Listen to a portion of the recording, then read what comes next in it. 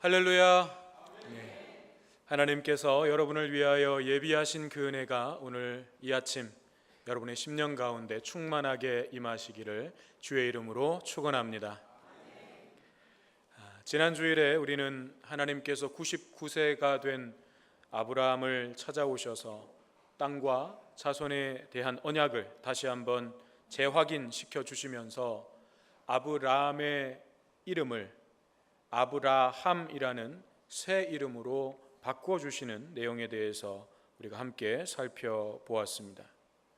거기에서 하나님께서는 내가라는 표현을 여러 번 사용하시면서 그 모든 언약들을 당신의 전능하심으로, 하나님의 전능하심으로 반드시 이루시겠다는 하나님의 의지를 분명하게 보여주셨습니다.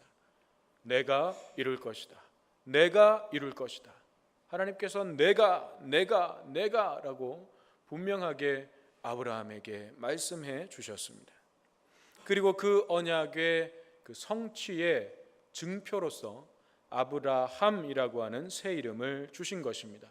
그 이름 속에 하나님의 언약을 새겨 놓으신 것입니다.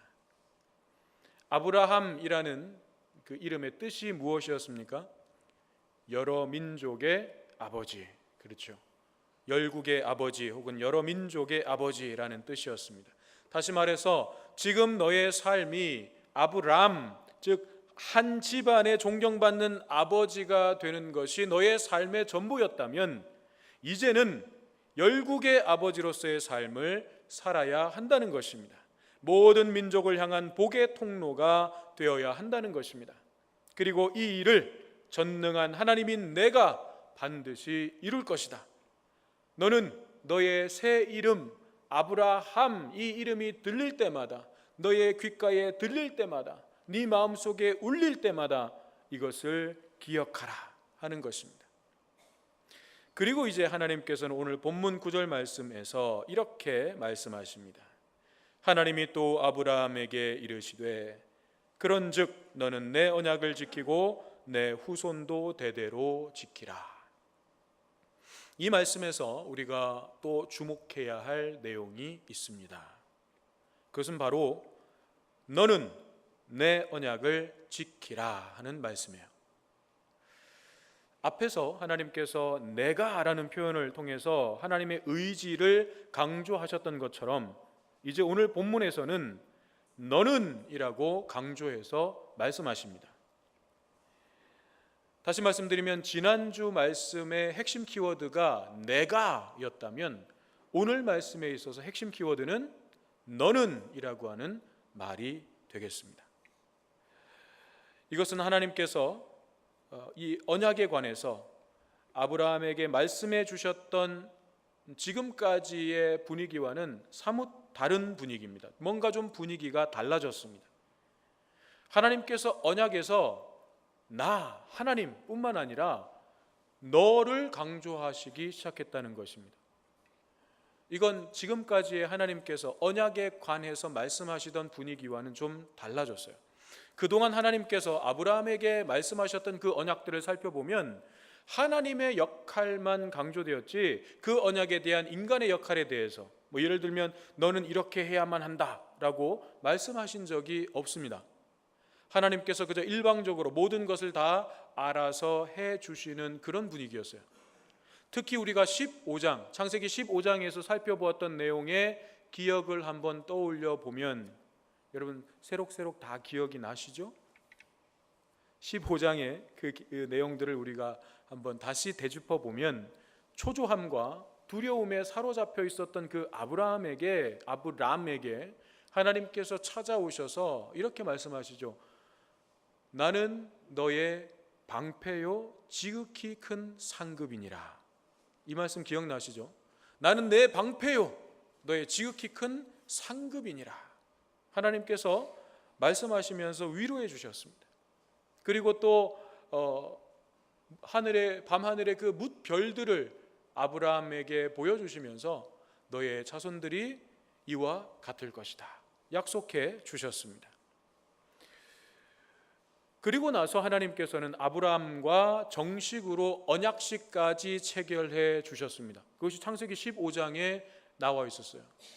하나님과 아브라함의 언약식, 소위 횃불 언약이라고 불리는 이 언약식에서 하나님께서는 이 언약식이 본래 짐승을 쪼개어 놓고 계약의 당사자들이 그 사이를 함께 지나감으로 인해서 계약이 성립되는 고대의 계약 방식이었습니다.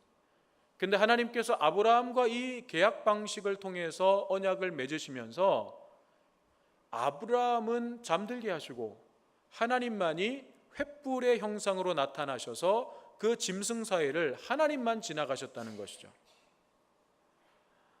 그러니까 하나님께서 아브라함에게 베푸시는 은총과 그에게 주시는 약속의 성취에 대해서 아브라함이 관여하거나 수고해야 할 일은 전혀 없음을 보여주신 것입니다.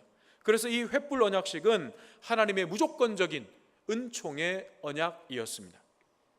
그런데 17장에 와서 하나님께서는 9절 말씀에서 그런즉 너는 내 언약을 지키라 하고 말씀하고 계신 거죠.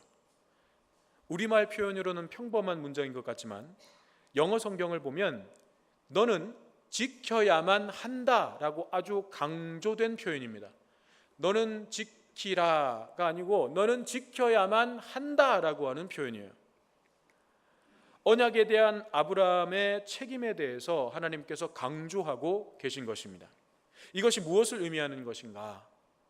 우리가 잘못 생각하면 하나님께서 마치 이 하나님의 약속을 이루시고 성취하는 것에 대한 조건을 아브라함에게 제시하시는 것으로 우리가 그렇게 오해할 수도 있는데 그런 의미가 아니라는 거죠. 다시 말해서 네가 만일 이렇게 하지 않으면 내가 너에 대한 이 언약, 약속을 이행하지 않겠다라고 그렇게 말씀하시는 것이 아니라는 거예요. 하나님 앞에 조건이 아니라 하나님과의 관계에서 오는 나의 응답에 관한 것입니다. 하나님은 여전히 언약의 주체이십니다. 하나님께서 주관하시고 하나님께서 이끌어가고 계시는 것이 분명합니다. 하나님이 주권자이십니다. 그러므로 하나님께서 뜻하신 바대로 그렇게 이루어져 가는 거예요. 그렇다고 해서 하나님이 주권자시고 하나님이 뜻하신 대로 다 해 나가시니까 아브라함의 입장에서는 그 하나님의 언약에 대해서 다 손 놓고 있어도 되는가? 아무것도 하지 않고 그냥 마음대로 살아도 되는가? 그런 의미는 아니라는 것입니다. 말하자면 이것은 이제 이름이 아브라함으로 바뀐 것처럼 그의 믿음 역시 아브라함의 믿음 역시 그 이름에 걸맞은 성숙한 믿음으로 변화되어야 한다는 것입니다. 하나님의 뜻이 이루어지도록 자신의 삶을 헌신하고 하나님의 말씀에 순종하는 믿음의 결단이 있어야 한다는 것이죠. 이제는 아브라함으로 이름만 바뀌었다고 다 된 것이 아니라 아브라함의 삶이 시작되어야 한다는 것입니다. 여기에 아브라함의 책임이 부여되고 있는 것입니다. 아브라함이라는 이름을 얻는 것은 우리가 아브라함이라고 하는 이름을 얻는 것은 나의 어떤 자격이나 노력이 아니라 전적인 하나님의 은혜와 주권적인 섭리 안에서 그렇게 되어진 거죠. 아브라함이 그 아브라함이라고 하는 이름을 얻기 위해서 하나님 앞에 뭔가 조건을 충족시켜 드려서 그 대가로 이름을 받은 것이 아닌 것입니다. 하나님께서 전적인 은혜로 일방적인 은혜로 아브라함의 이름을 아브라함으로 바꾸어 주셨어요. 그래서 아브라함의 입장에서는 자기가 그냥 어떻게 가만히 있다 보니까 아브라함이 되어진 거예요. 그런데 아브라함의 이름에 합당한 믿음의 삶을 살아가는 것에 있어서는 나의 결단과 순종과 헌신이 요구된다는 것입니다. 제가 언젠가 한번 말씀드린 적이 있지만 이런 말이 있죠. 나이가 드는 것은 내 책임이 아닙니다. 그런데 나이값을 못하는 것은 내 책임입니다. 나이 드는 건 내가 어쩔 수 없어요. 그건 내가 막을 수 있는 게 아닙니다. 내 책임이 아니에요. 그런데 나이 값을 못하면 그건 내 책임이라는 거죠. 그래서 하나님은 10절에서 아브라함과 그의 후손들이 반드시 지켜야 할 언약의 내용에 대해서 말씀해 주고 계시는데, 그것이 바로 할례입니다. 할례가 무엇입니까? 할례, 남자의 생식기 끝부분의 그 표피, 그 피부를 잘라내는 거죠. 잘라내는 것입니다. 그러면 그 표피를 베어낸 자국이 몸에 남는 거죠. 그것이 바로 언약의 표징이라고 말씀하고 계시는 것입니다. 그것이 할례예요. 살에 새겨진 흔적은 지워지지 않습니다. 그래서 영원한 언약의 표징이 되는 것입니다. 가끔 몸에 그림을 그리시는 분들이 있으세요. 꼭 조직에 계신 분들 아니더라도 요즘은 서로 사랑하는 연인들끼리 우리의 사랑이 지워지지 않고 영원하자는 그런 의미에서 자기 몸의 한쪽에다가 서로 상대방의 이름을, 이니셜을 새기든지 아니면 어떤 표를 하든지 그렇게 문신으로 새기는 경우도 있죠. 물론 그러다가 헤어지게 되면 상당히 곤란하지만 어쨌든 그렇게 문신으로 새겨 놓으면 안 지워져요. 이건 아무리 밀어도 안 지워져요. 그것 제거하는 시술을 받지 않는 이상 그건 안 지워집니다. 그래서 내 몸에 새겨진 흔적, 그것은 영원한 언약의 표징이 되는 것입니다.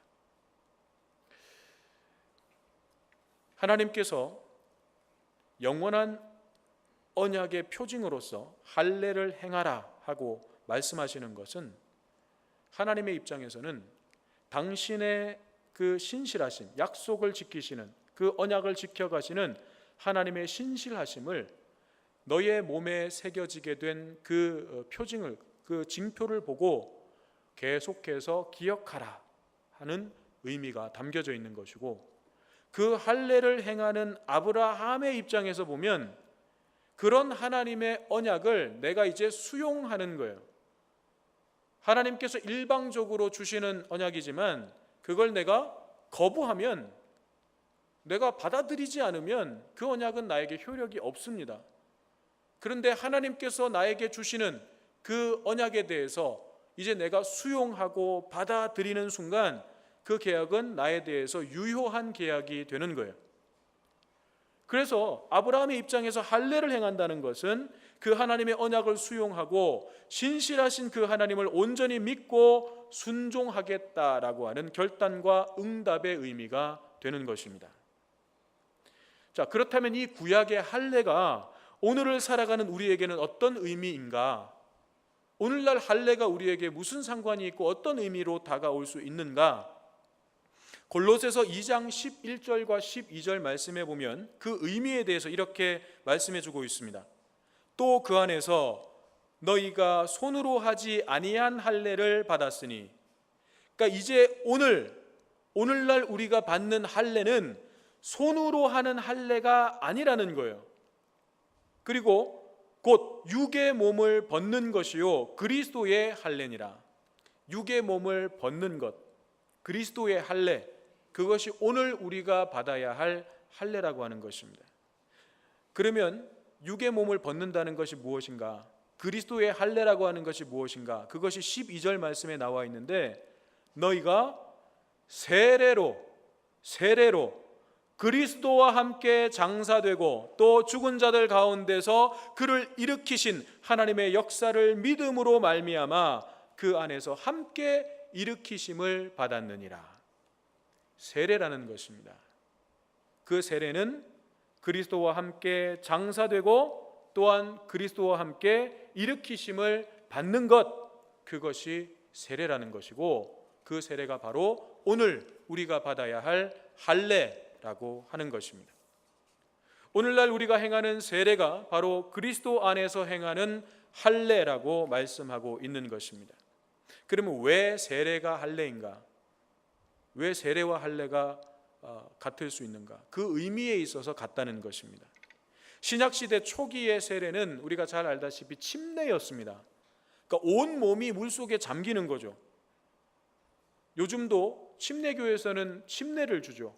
오순절 계통의 교회에서도 침례를 줍니다. 그래서 교회에 침례탕이 있습니다. 거기에 물을 받아놓고 몸을 완전히 물에 다 잠기는 거예요. 그것이 원래의 세례였습니다. 그래서 물속에 내 몸이 완전히 잠기면서 육신에 속했던 나, 세상에 속해 있던 나는 죽는 거예요. 죽음을 의미하는 것입니다. 옛 사람, 옛 생활, 옛 삶은 그 물속에 들어가서 잠김으로 나는 죽었다라고 하는 것입니다. 그리고 그 물속에 잠겼다가 다시 물 밖으로 나올 때는 후 하고 숨을 내쉬면서 나옵니다. 이것이 새 호흡, 새 숨, 새 생명으로 다시 태어나는 것을 말하는 것입니다. 이것이 세례의 본질적인 의미예요. 그렇다고 침례만이 진정한 세례고 머리에 물을 뿌리고 안수하는 세례는 의미가 없다는 말이 아닙니다. 우리 교회는 물을 뿌리고 머리에 안수하는 세례를 줍니다. 초대교회 때에도 침례를 할 수 없는 상황에서는 물을 뿌리고 안수 세례를 줬어요. 예루살렘에서 오순절날 베드로가 설교하면서 수많은 사람들이 하나님께로 돌아왔습니다. 때로는 막 3,000명이 세례를 받는 경우도 있었어요.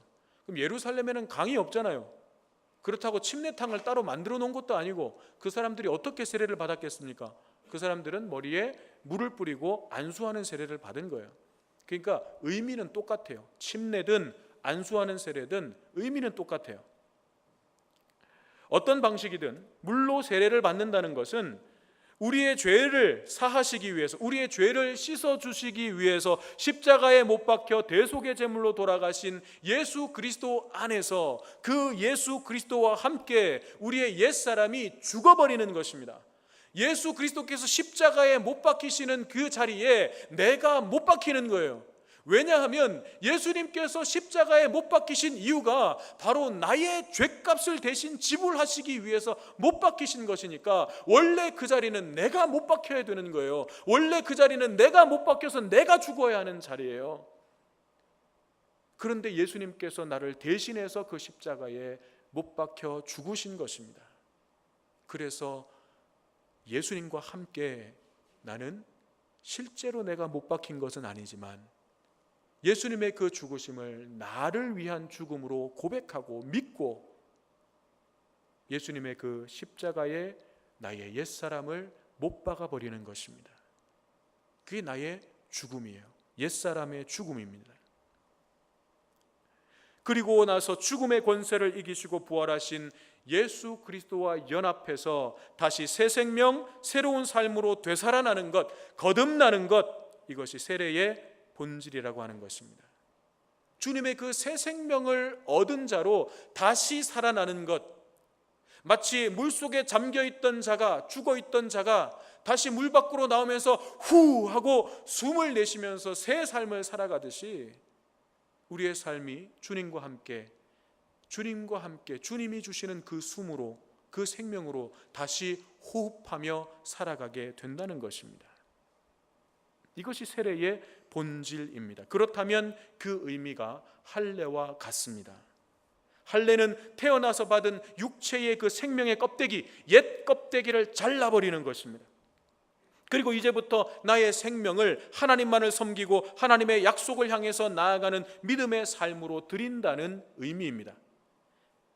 마찬가지로 세례도 옛 삶의 표피, 껍질을 벗어버리듯이 이 세상에 속해 있던 옛 삶을 예수 그리스도 안에서 버려버리는 것입니다. 던져버리는 것입니다. 그리고 주님과 함께 살아가는 삶, 주님으로 말미암아 살아가는 삶, 주님께서 내 삶의 주인이 되시는 삶으로 그렇게 다시 살아가는 것입니다. 그래서 할례와 세례는 똑같은 의미가 되는 것입니다. 이것을 갈라디아서 2장 20절에서 이렇게 말씀합니다. 내가 그리스도와 함께 십자가에 못 박혔나니 그런즉 이제는 내가 사는 것이 아니요 오직 내 안에서 그리스도께서 사시는 것이라. 내가 육체 가운데 사는 것은 나를 사랑하사 나를 위하여 자기 자신을 버리신 하나님의 아들을 믿는 믿음 안에서 사는 것이니라. 바로 이러한 삶이야말로 오늘에 있어서 영적으로 할례받은 자의 삶이라고 하는 것입니다. 예수 그리스도와 함께 죽고 예수 그리스도와 함께 살아서 이제는 내 안에 계신 예수 그리스도께서 살아가시는 삶, 바로 그 삶이 오늘날 영적으로 할례받은 자의 삶이라고 하는 것입니다. 이 말씀이 바로 창세기 17장 1절에서 하나님께서 말씀하셨던 너는 내 앞에서 행하여 완전하라 하는 그 말씀과 같은 의미가 되는 것입니다. 우리가 우리 스스로의 힘으로 하나님 앞에서 온전한 삶을 살아간다는 것은 불가능합니다. 하지만 내가 그리스도와 함께 죽으면 나의 자아가 살아있는 옛 사람이 그리스도와 함께 십자가에 못 박혀 죽으면, 내가 주님과 함께 십자가에 못 박혀 죽으면, 그러면 이제는 내가 사는 것이 아니고 내 안에서 그리스도께서 사시는 삶이 되고, 내 안에서 그리스도께서 이제는 사시는 삶이 된다는 것입니다. 그러면 우리가 늘 안 된다, 현실적으로 불가능하다라고 이야기하는 그 믿음의 삶, 여러분 사실 우리는 그렇게 단정 지어놓고 살아가지 않습니까? 온전한 믿음의 삶? 그건 사실 현실적으로 불가능하지 않나? 우리가 어떻게 그런 삶을 살 수가 있어? 예수님께서 말씀하셨던, 예수님께서 보여주셨던 그런 삶을 사실 우리의 실제적인 삶 속에서 살아가는 건 불가능한 거 아니야? 우리는 그렇게 단정 지어놓고 살아가고 있지 않습니까? 그것은 불가능하기 때문이 아니라 내가 십자가에서 아직 안 죽었기 때문에 불가능한 거예요. 그 일 자체가 불가능한 것이 아니라, 그런 삶을 살아가는 것 자체가 불가능한 것이 아니라, 내가 아직 주님과 함께 십자가에서 내 자아가, 내 옛 삶의 방식이, 내 옛 사고가, 내 옛 고집이 아직 온전히 죽지 않았다는 것입니다. 여전히 펄떡펄떡 살아있다는 것입니다. 주인 노릇을 하고 있다는 것입니다. 내 안에서 예수 그리스도께서 주인이 되시는 삶이 이루어지고 있지 않다는 것입니다. 그래서 안 되는 거예요. 그러나 만일 우리가 십자가에서 죽을 수 있다면, 진정 우리가 죽을 수 있다면, 이제 내 안에 계신 그리스도께서 사실 것입니다. 내 안에 계신 성령께서 우리의 삶을 그렇게 주도해 가실 것입니다. 성경에 나와 있는 그 위대한 믿음의 사람들이 어떻게 그런 삶을 살 수 있었습니까? 우리와 다른 사람입니까? 아니요. 그 사람들은 온전히 예수의 십자가에서 죽은 사람이에요. 완전히 죽어버린 사람들이에요. 그래서 가능했던 거예요. 우리는 아직 안 죽었기 때문에 그 삶이 안 되는 것입니다. 바로 이런 세례의 본질적인 의미 때문에 사도 바울은 고린도전서 10장에서 이스라엘 백성들이 홍해를 건너온 것을 세례받았다라고 표현했습니다. 애굽의 노예 생활에서 유월절 어린 양의 피로 해방된 이스라엘 백성들이 하나님께서 홍해를 갈라주셨고 그 홍해를 건너서 지나갔지 않습니까? 그리고 나서 이스라엘 백성들이 다 지나가고 나니까 홍해가 다시 물이 서로 합쳐졌습니다. 말하자면 애굽으로 이제 다시 돌아갈 수 있는 길은 없어진 거예요. 애굽과 단절된 것입니다. 노예되었던 옛 삶은 완전히 청산된 것입니다. 단절되고 옛 삶을 버린 것이 된 것입니다. 그렇게 홍해를 건너온 자들에게 이제 요구되는 것은 딱 한 가지밖에 없습니다. 최종적인 목적지인 가나안을 향한, 하나님의 약속을 향한 믿음의 삶밖에 없습니다. 그 삶은 거룩해야 되고 정결해야 합니다. 그래서 홍해를 건너온 것 자체를 바울은 세례받은 것으로 표현했던 것입니다. 이 자리에 계신 분들은, 여러분들은 아마 거의 다 세례를 받으신 세례교인이실 거라고 생각됩니다. 여러분은 진정한 세례교인이십니까? 여러분은 진정한 세례교인이십니까? 영적인 할례를 받은 하나님의 언약 백성입니까? 여러분의 믿음은 지금 어디쯤 서 계십니까? 아직도 애굽 땅에 머물러 있나요? 홍해를 못 건너서 그 앞에서 지금 주저주저하고 계신가요? 홍해는 건너왔지만 아직 광야로 들어가지 못하고 약속의 땅을 향해서 가지 못하고 그냥 홍해는 건너왔지만 그 자리에 주저앉아 계신가요? 아니면 광야로 들어오긴 했는데 가데스 바네아에서 넘어져가지고 거기를 넘어서지 못해가지고 계속해서 광야의 훈련만 받고 계시지는 않습니까? 이제는 결단해야 합니다. 이제는 달라져야 합니다. 이제는 믿음의 삶을 시작할 때가 되었습니다. 언제까지나 우리가 아브라함의 자리, 아브라함의 믿음, 아브라함의 삶에 머물러 있을 수는 없지 않겠습니까? 하나님께서 우리에게 주신 새 이름 그리스도인이라고 하는 명찰만 달고 있을 수는 없지 않겠습니까? 하나님이 바라시는 것은 명목상의 그리스도인이 아닙니다. 형식적인 몸의 할례, 아무런 삶의 변화도 없는 껍데기 세례가 아닙니다. 그 언약을 굳게 믿으며 하나님의 신실하심에 자신의 삶을 온전히 던질 수 있는 마음의 할례를 받은 진정한 언약 백성이 되기를 하나님은 바라고 계십니다. 아브라함은 하나님께서 모든 말씀을 마치시고 올라가시자 그 즉시로 할례를 행했습니다. 아브라함이 할례를 받았다는 것은 17장을 통해서 말씀하신 모든 하나님의 말씀을 이제 믿었다는 거예요. 자신의 이름이 아브라함이라는 것도, 또 아내의 이름도 이제 사라로 된 것도, 그리고 현재 99세가 되었고 89세가 된 자신과 사라의 몸을 통해서 1년 후에 하나님께서 언약해 주신, 약속해 주신 그 약속의 아들 이삭이 태어날 것도 아브라함은 이제 믿었다는 것입니다. 그러므로 할례는 하나님의 언약을 받아들이고 자신을 향해서 이토록 신실하신 하나님께 이제 아브라함도 신실한 믿음으로 응답하겠다는 결단인 것입니다. 그런데 여기서 더 중요한 것은 아브라함은 다음에 시간이 허락되면, 상황이 되면 그렇게 하겠습니다라고 하지 않았다는 것입니다. 일단 제가 원하는 일을 하고 난 다음에 그 다음에 하겠습니다라고 하지 않았다는 것입니다. 아브라함은 하나님께 순종하는 시간은 지금이라는 것을 알았습니다. 그리고 바로 지금 하나님의 말씀에 순종하며 할례를 행한 것입니다. 사랑하는 여러분, 이제는 우리가 결단해야 할 때입니다. 하나님께서 예수 그리스도의 십자가를 통해서 우리 안에 새겨두신 언약 백성의 표징이 우리의 삶을 통해서 이제는 나타나야 할 때입니다. 나에게 그리스도인이라는 새 이름을 주시기 위해서 하나님께서 나에게 베풀어 주신 그 은혜와 사랑이 헛되지 않았음을 바로 지금 이 순간부터 우리는 증명해야 하는 것입니다. 저와 여러분의 삶을 통해서 이 사실이 드러나고 나타나고 증명될 수 있기를 주님의 이름으로 축원합니다.